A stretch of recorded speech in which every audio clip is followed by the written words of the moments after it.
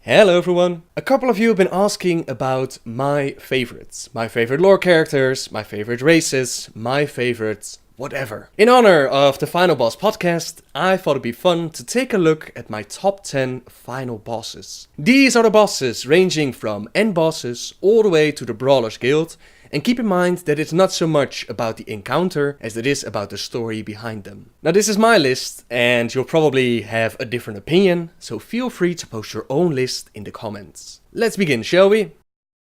On number 10 we have Princess Feradras. We encounter this beautiful lady within Maraudon, and from the questline we learn that she was allied with the Old Gods. This should not be surprising. Most of the elements in the early days of Azeroth worked for the Old Gods, and Feradras' mother is the elemental lord of all the earth, Ferazane, the Stone Mother. The Titans, they imprisoned Feradras within Maraudon, and at some point she had a love relation with a son of the demigod Cenarius, and this son was named Zetar. It's unknown how exactly these two met, or why they fell in love. All we know is that from their union, from their love, a new race emerged, the race of the Centaurs. As you can imagine, from a union between Feradras and Zetar, nothing good will ever come, and their children killed their own father. Feradras loved him so much that she placed his remains within Maraudon, and she refuses to leave his side. Even during the Cataclysm, where Cho'Gall tells her that she's free and that the bonds from the Titans are weakening, she doesn't want to leave him. Now being dead and all, not being able to return from the Emerald Dream,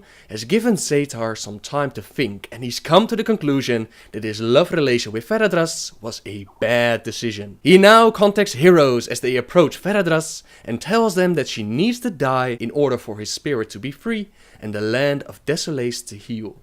Poor Feradras, all she wanted was someone to love. Number 9 goes to Gruul the Dragon Killer. When the original Horde invaded Azeroth for the second time, they came with a plan. That plan was to collect artifacts and use those artifacts to create more portals to different worlds. The Alliance, they managed to breach their defenses and teleport to Draenor in an attempt to stop them from making these portals and threatening other worlds like they did with Azeroth. It was during this time that Deathwing made a deal with the Horde. You bring a few of my eggs and dragons to Draenor, and my dragons will aid you on Azeroth. A new world to conquer for this mad aspect was too much to resist, and he had a pretty solid plan behind it, was it not for Gruul and the Alliance. The journey of the Alliance in trying to find the artifacts took them to the Blade Edge Mountains, where they could sense the skull of Gul'dan. They needed this skull to close the Dark Portal, but they didn't know that the skull had already passed on from the Horde into the hands of Deathwing. When they reached Blade Edge, they found a bunch of Deathwing's eggs,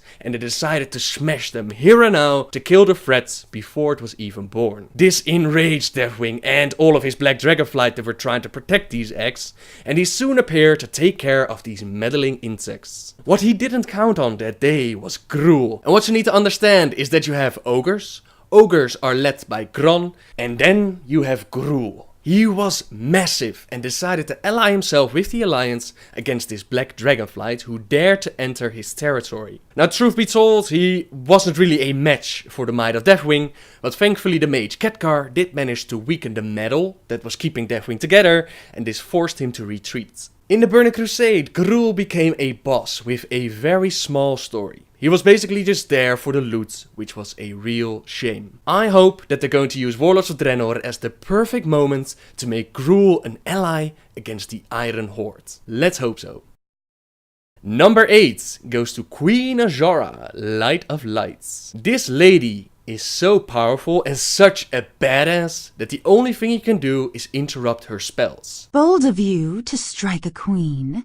A lesser monarch might be enraged. Fighting you is simply below her. She'll just send servants after you instead, and you can deal with it. I've done a full story on Azora, which I'll link so you can check it out. But what you need to understand and what you need to know is that it was no coincidence that this lady was worshipped by her people. As beautiful as she was powerful, as deadly as she was out of her mind with trying to make Sargeras her mate, her choices would eventually lead to a new race, the Naga.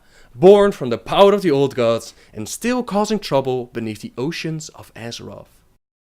Number 7. Millhouse Manastorm. Prepare to face the mighty Millhouse Manastorm! Now you might think, what? Milhouse, really? But you have to give some respect for the way that this gnome just refuses to go down. We first encounter Milhouse back in the Burning Crusade, where he somehow, someway ended up in the Arcatraz. The Arcatraz, as the name suggests, is a prison made by the Naru for the most dangerous beings in the universe. Milhouse was not one of these beings, he was just unlucky, a stowaway who was in the wrong place at the wrong time. We set him free, and in exchange he gladly helps us kill Warden Malakar, a corrupted blood elf who's setting all these prisoners free. My, you're a tall one. Who's bad? Who's bad?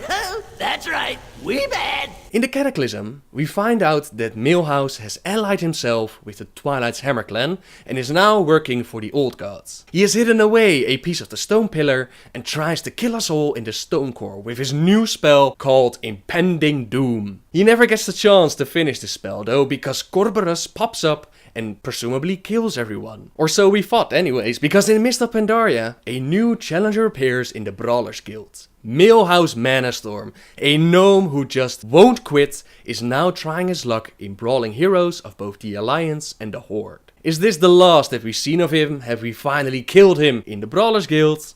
I highly doubt it.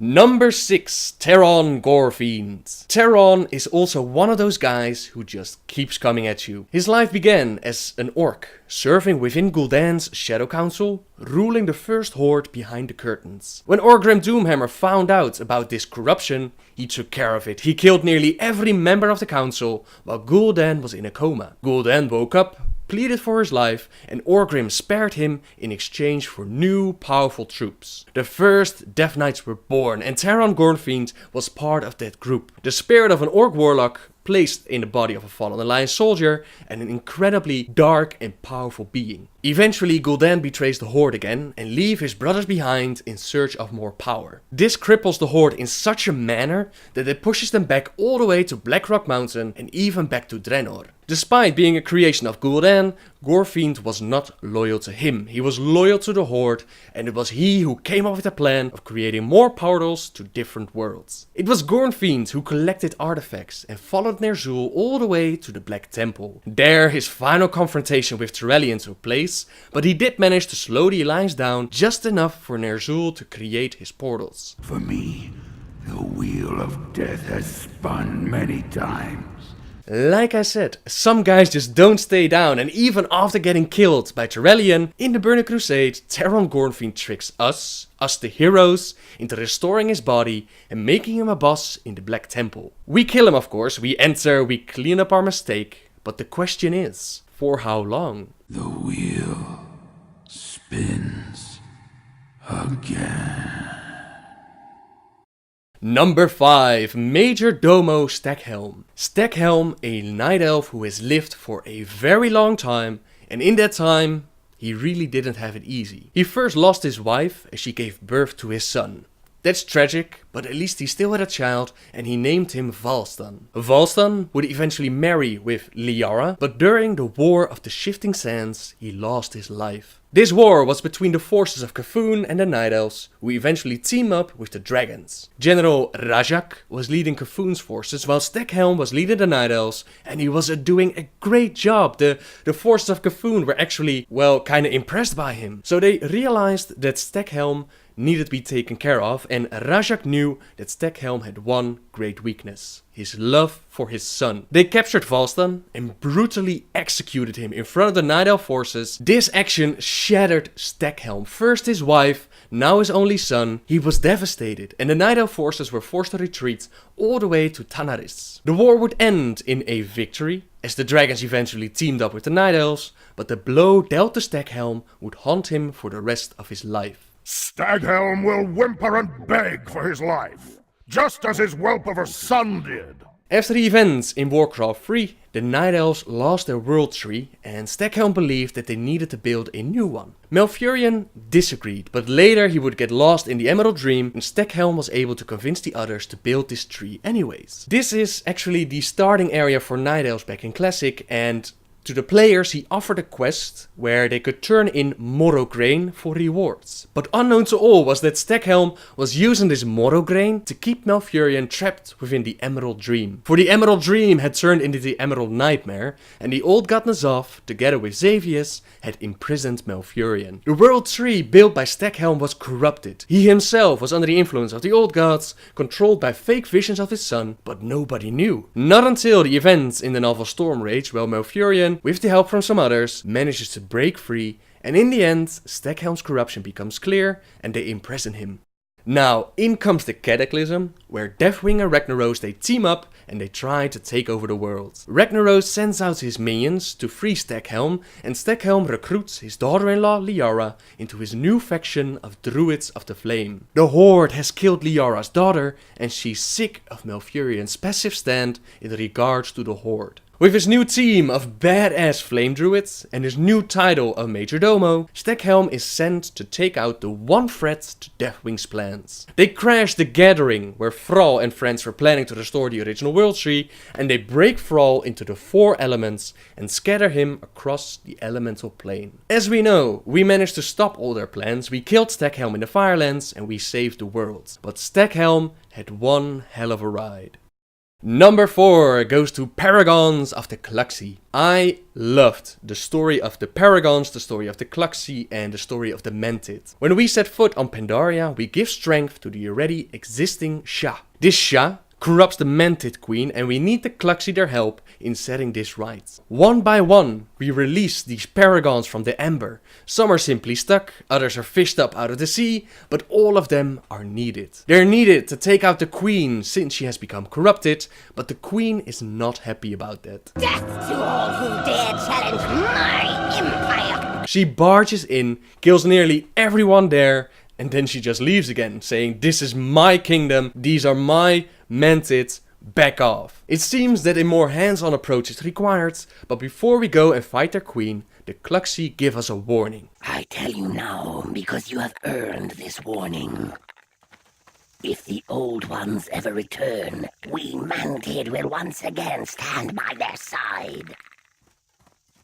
The wisest among you will do the same. When the old god Y'Sharaz returns, they will stand at his side. And so they did. Several months after these events, after playing the game, Garrosh finds the heart of Y'Sharaz. He reawakens the power of the old god, and the Cluxi do everything in their power to protect their god. They take on the children of the Titans, but in the end, they fail. Well fought, Awakener. We will meet again. Which brings us to the top 3 of the list. At number 3, Yogg-Saron. Now you can't make a list like this without including one of the old gods. I was pondering, I was thinking which one was the most badass and had the best story behind it. And in the end, it's Yogg-Saron, because he has so much speculation going around it that makes him just that little bit extra cool. First, his background. Once upon a time, the Titans came to Azeroth and they found the old gods who were having a party. They were creating lots of chaos and they needed to deal with this. They tried to kill the old gods, but found out that killing them would mean the destruction of the world, so they couldn't do that, and instead they decided to imprison them. Yogg-Saron was imprisoned within Ulduar in the location of Northrend. After that, they placed a couple of Titan keepers to keep an eye on things, and well, they left the world. Over the years, Yogg-Saron managed to corrupt his jailers, weaken the defenses of Ulduar, and nearly escape his prison. Bran Bronzebeard found out about this, quickly reported it to the Kirin Tor, and both the Alliance and Horde set out to deal with this threat. Now during this battle, after setting these Titan Keepers free, after making your way to the prison, you fight against Yogg-Saron, and he's trying to invade your mind, trying to drive you crazy, and you actually have to go inside his mind in order to weaken the brain and kill the bastard. Now what we see inside the brain is a vision. 3 of them, and each vision shows a different moment in the history of Azeroth, and it's speculated that Yogg-Saron somehow, someway influenced these moments. We see the creation of the Dragon Soul, later to be named the Demon Soul. This one is relatively easy explained. We know that it was the old gods who told Deathwing that he needed to make this device. That was their ultimate plan. That's an easy one. We see the Lich King torturing Bolvar, claiming that he will break him like he broke Saurfang. This one is a little bit harder to explain, but we know that the Lich King used a whole bunch of Serenites for his citadel, for all that good stuff. We even see them mining it. So we know that he used this Serenite, and this Serenite is actually the blood of Yogg-Saron. Did this blood of Yogg-Saron influence Arthas, influence the Lich King in his actions, or is it purely coincidence? We see Garona as she kills the King of Stormwind. We know that Garona only killed the king because she was under Gul'dan's spell. We also know that Cho'Gall and the Twilight's Hammer clan would later serve the Old Gods. Did Yogg-Saron already influence these events? This is all speculation and we don't know for sure. We don't even know why they would influence these specific moments.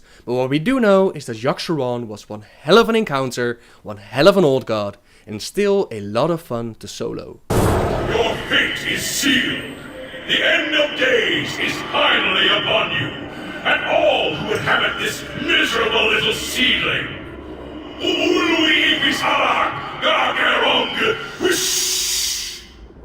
Number 2, Nefarian from the original Blackwing Lair. Why is Nefarian so high on the list?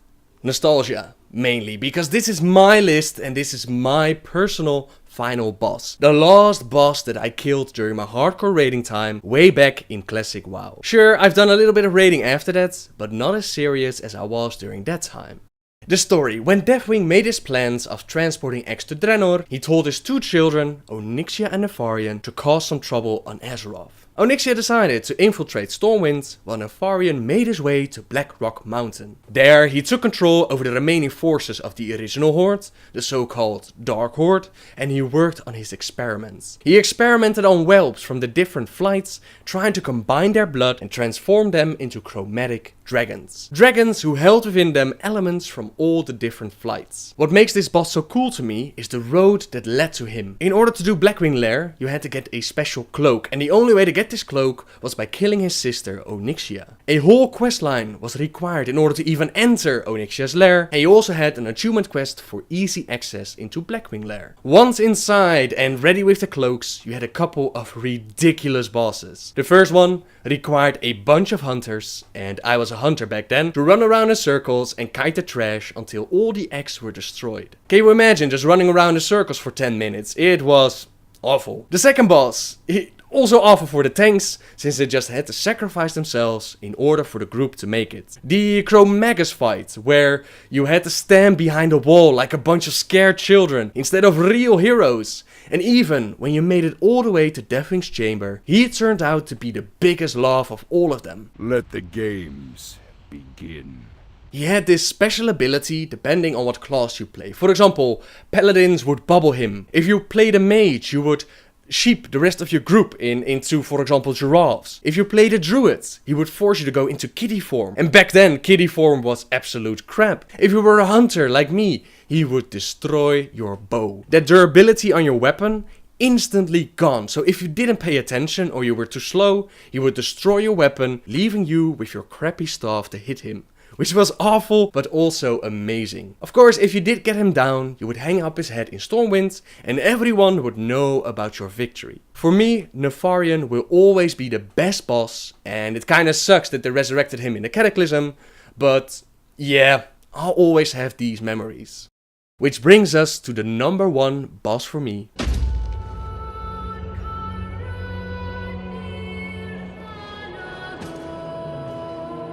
Could it really be anyone else?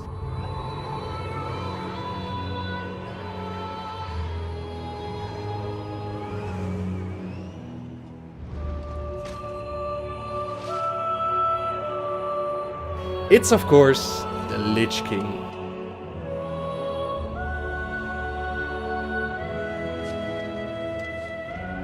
My child, I watched with pride as you grew into a weapon of righteousness.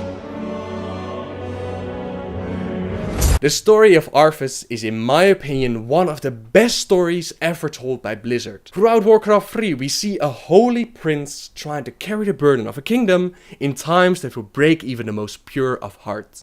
Oh no. We're too late. These people have all been infected.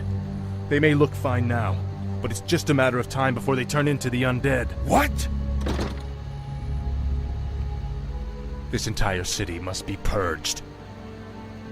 How can you even consider that? There's got to be some other way.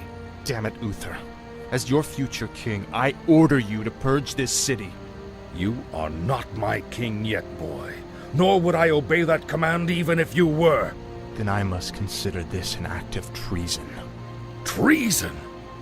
Have you lost your mind, Arthas? Have I? With the calling of Strath home, he made a decision that might have saved the land at that moment, but would eventually lead him on a chase to the cold heart of Northrend. There he picked up the cursed blade Frostmourne, which took away a piece of his soul and knocked out his friend. He was able to use that power of the blade to kill Mal'Ganis, but at what price? The coming months he would roam the lands of Northrend, listening to whispers of Ner'zhul, slowly losing his mind, until the moment came where he returned to Lordaeron, murdered his own father, and destroyed his kingdom. Ah, my son. You no longer need to sacrifice for your people. You no longer need to bear the weight of your crown. I've taken care of everything.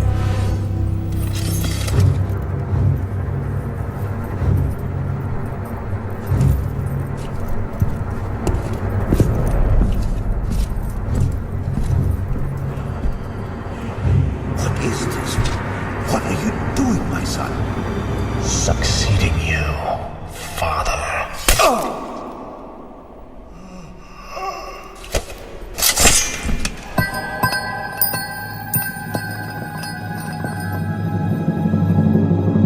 This kingdom shall fall, and from the ashes shall arise a new order that will shake the very foundations of the world. The fallen prince resurrected Kel'Thuzad, turned Sylvanas into a banshee, and eventually Ner'zhul would call him back to Northrend, for his power was slipping away. An agonizing journey to the frozen throne, battling against minions of the old gods, against Illidan, until finally he reached the top, where the whispers of his past followed him as he placed the helmet on his head and merged with Ner'zhul.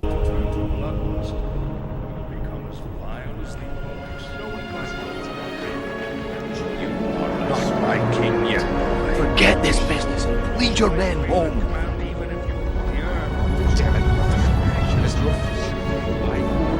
You lost your mind, Arthas. You lied to your men and betrayed the mercenaries who fought for you. What's happening to you, Arthur? Some prince will find only death and the cold. Turn away. Complete circle. Release me from this prison.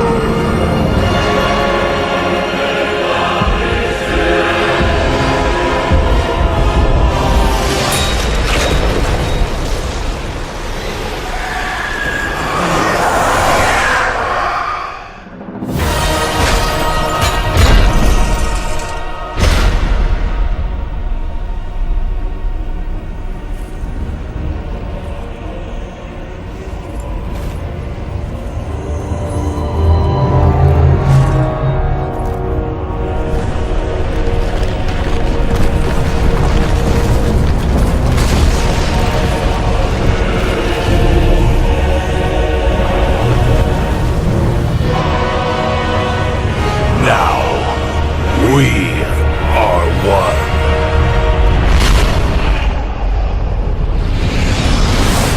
This was just the start of his journey. In the period after that, he took a long, good look at his life, at the journey that led him to this place. He realized that he was done with being the good guy. He was done with following Ner'zhul's orders. So in his mind, he killed both of them, stood up and said, "Now there's only I.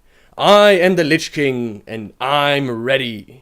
What makes Arthas such a top boss for me is the complete story flowing from even before Warcraft 3 into the Wrath of the Lich King. Throughout the expansion we see him pop up from time to time, taunting us to face him within the walls of Icecrown. Can you feel it, my son?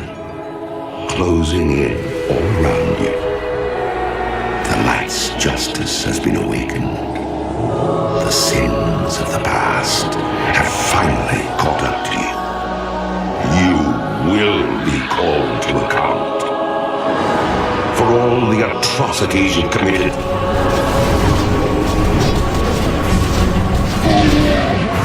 The unspeakable horrors you've let loose upon this world.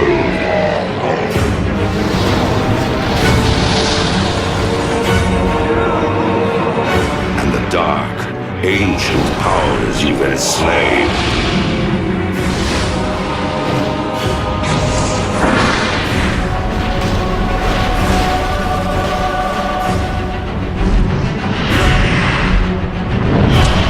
My soul was one of the first to be devoured by your evil. There are thousands more bound within this blade, and they cry out for release.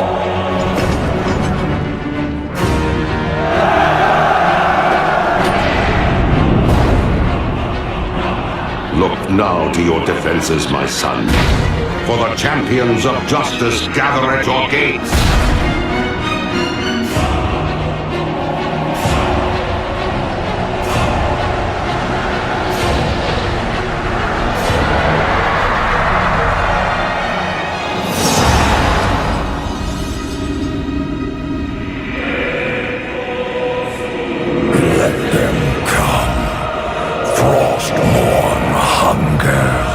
That was his master plan, pitch the greatest heroes Azeroth had to offer against the forces of the Scourge. Train them, grow them, lead them to his throne and turn them into agents that would fight and do his bidding. He would have won that day. Remember that we were all there, dead on the floor, ready to be resurrected and become his agents. And he would have had his perfect army, was it not for Tyrion, the Holy Light and the Ashbringer.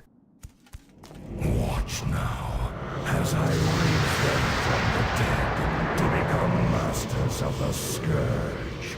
They will shroud this world in chaos and destruction.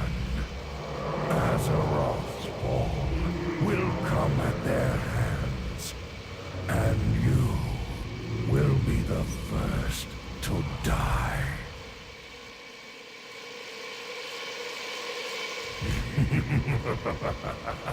I delight in the irony. Light, grant me one final blessing. Give me the strength to shatter these bonds.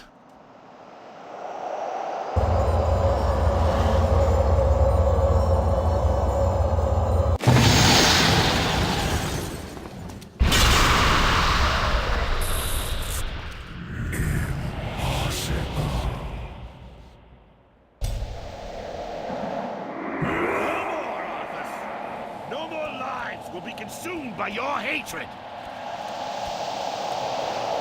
Free, at last.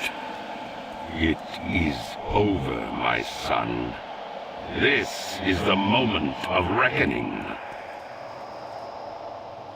Rise up, champions of the light!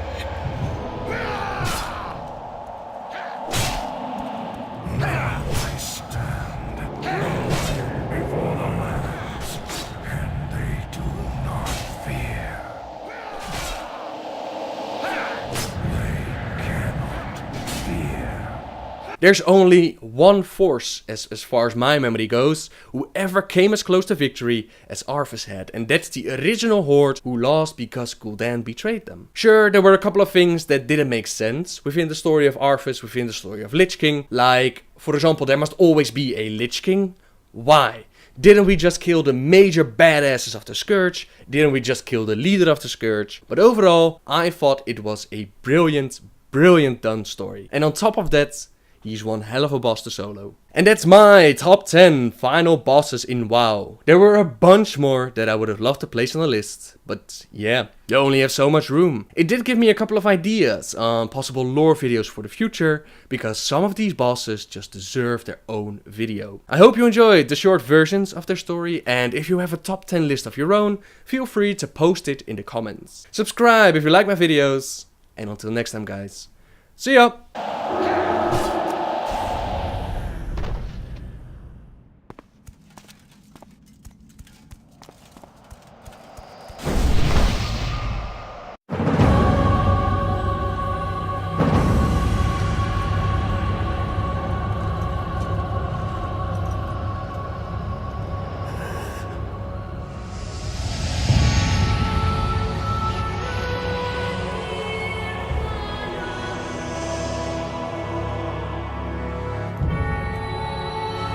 Father, is it over? At long last. No king rules forever, my son. I see. Only darkness.